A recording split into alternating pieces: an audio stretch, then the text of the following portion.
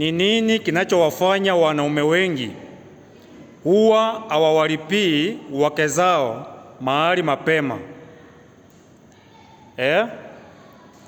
Ni nini kinachowafanya wanaume wengi huwa hawawalipii wake zao mahari mapema? Wanaume, hebu tuongee.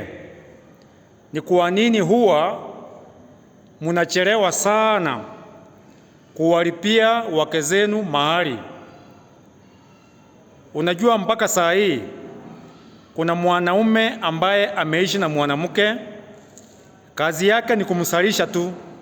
Kila mwaka mwanamke kazi yake ni kuzaa, lakini mwanaume hajamlipia mahari. Ndio maana nauliza, ni vitu gani ama ni kwa nini wanaume wengi huwa hawawezi wakawalipia wake zao mahari mapema?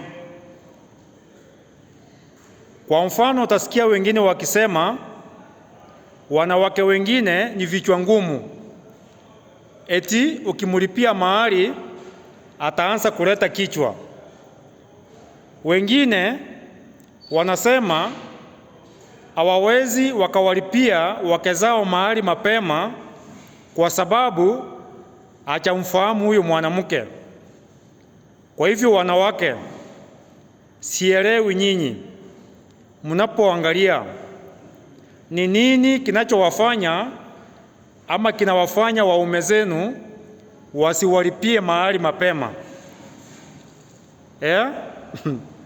Kwa hivyo muongee ili tujue, tutatue haya matatizo, kwa sababu haya mambo ya kukaa na mtoto wa mtu na hujamlipia mahari, hilo si jambo nzuri.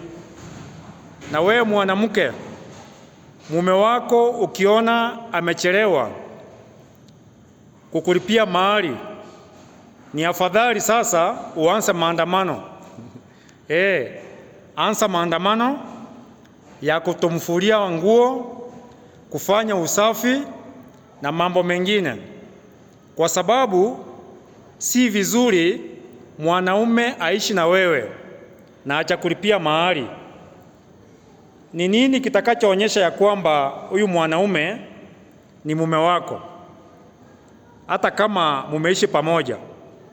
Kwa hivyo nilikuwa naomba wale wanawake wote ambao hamjalipiwa mahari muanze maandamano, mulipiwe.